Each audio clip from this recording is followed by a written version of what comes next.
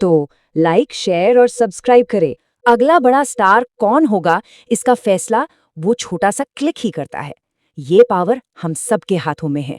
कभी सोचा है कि हमारी सड़कों के कोनों पर, हमारे शहरों के बाहर वो जो कूड़े के ढेर बढ़ते जा रहे हैं, वो असल में क्या है?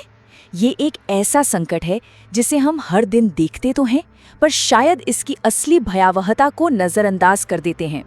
ये सिर्फ बदबू या गंदगी की बात नहीं है, ये एक बहुत ही गहरी समस्या है जो हमारी सेहत, हमारे पर्यावरण और हमारे भविष्य को धीरे धीरे निगल रही है। आज हम भारत के इसी कूड़ा संकट की सच्चाई को परत दर परत खोलेंगे। तो चलिए सबसे पहले और सबसे जरूरी सवाल से शुरू करते हैं। भारत की कचरे की समस्या आखिर कितनी बड़ी है? इसका पैमाना क्या है? हम टन, किलो, ट्रक ये सब सुनते हैं, लेकिन असल में इसका मतलब क्या है? जो आंकड़ा अब हम देखने वाले हैं वो शायद आपके हर अंदाजे से कहीं ज्यादा बड़ा और चौंकाने वाला है। ये है वो आंकड़ा, 1,60,000 टन। जरा इस नंबर को समझने की कोशिश करते हैं। ये वजन लगभग 40,000 हाथियों के बराबर है। सोचिए, एक साथ खड़े 40,000 हाथी, इतना कचरा पूरे भारत में पैदा होता है सिर्फ एक दिन में, हर रोज, हर एक दिन। जब हम सोते हैं तभी ये आंकड़ा बढ़ रहा होता है।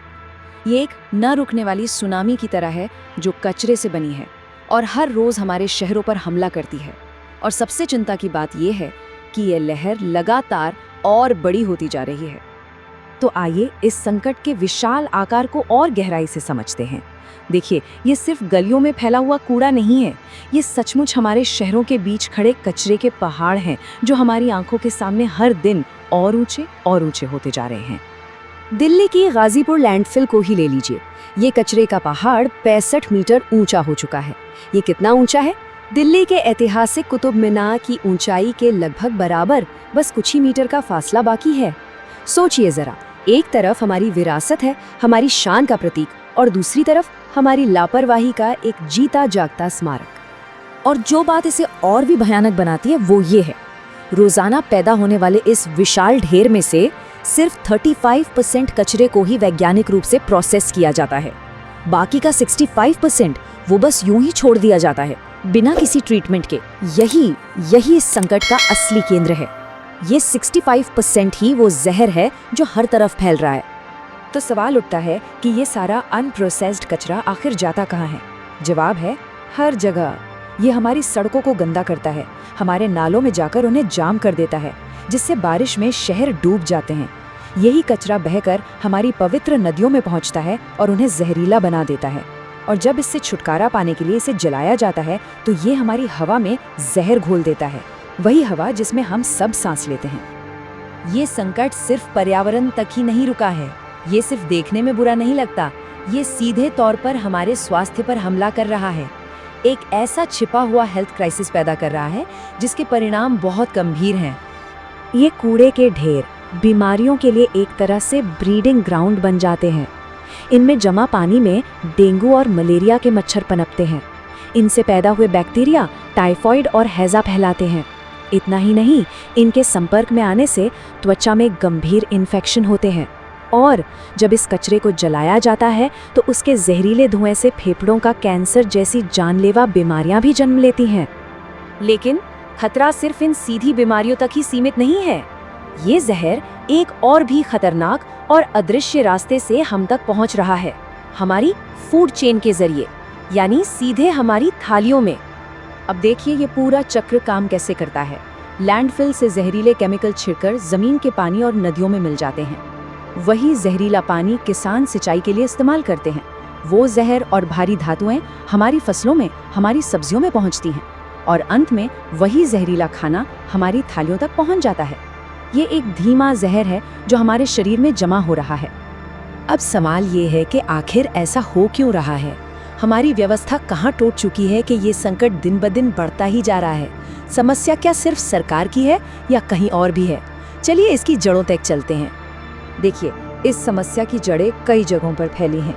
ये हमारे आम बर्ताव से शुरू होती है, जहाँ कहीं भी कचरा फेंक देना एक आम बात समझी जाती है। ये सिस्टम में फैले भ्रष्टाचार तक जाती है, जहाँ कचरा प्रबंधन के लिए आया हुआ पैसा सही जगह नहीं पहुँचता। हमारे पास एक फॉर्मल रिसाइकलिंग का बुनियादी ढांचा बेहद कमजोर है और इसका नतीजा हमारे सारे लैंडफिल अपनी क्षमता से कई गुना ज्यादा भर चुके हैं और अब खुद एक बड़ा खतरा बन गए हैं। इतनी बड़ी, इतनी गहरी और उलझी हुई समस्या को देखकर मन में ये सवाल आना तो स्वाभाविक है। क्या एक स्वच्छ भारत का सपना कभी सच हो भी सकता है, या हम इन कूड़े के पहाड़ों के साथ ही जीने को मजबूर हैं? जवाब है हाँ, बिल्कुल संभव है, क्योंकि इस संकट के वास्तविक और व्यवहारिक समाधान मौजूद हैं।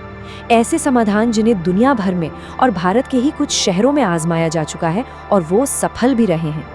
तो आइए अब निराशा से आगे बढ़कर इन समाधानों और आगे के रास्ते पर नजर डालते हैं।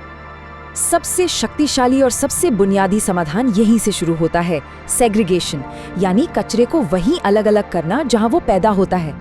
अगर हर घर, हर दफ्तर में गीला कचरा जैसे खाने की चीजें, सूखा कचरा जैसे कागज, प्लास्टिक और खतरनाक कचरा जैसे बैटरी, बल्ब, इन सबको अलग अलग किया जाए तो आधी से ज्यादा समस्या तो वही हल हो जाती है। ये पहला और सबसे जरूरी कदम है।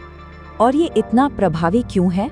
क्योंकि हमारे कुल कचरे का लगभग 45% हिस्सा जैविक होता है, मतलब सब्जियों के छिलके और बचा हुआ खाना।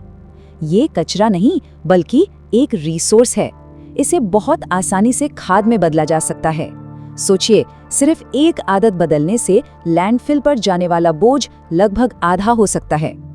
लेकिन सिर्फ हमारे आपके प्रयास ही काफी नहीं है। हमें एक बेहतर और जवाबदेह सिस्टम बनाने की भी जरूरत है। इसमें स्मार्ट टेक्नोलॉजी का इस्तेमाल करके नगर पालिकाओं की जवाबदेही तय करना, कचरे से बिजली बनाने जैसे आधुनिक प्लांट लगाना, सिंगल यूज प्लास्टिक बैन को सख्ती से लागू करना और सबसे जरूरी, स्कूलों से लेकर समुदायों तक हर जगह जागरूकता और शिक्षा को एक मिशन की तरह बढ़ावा देना शामिल है।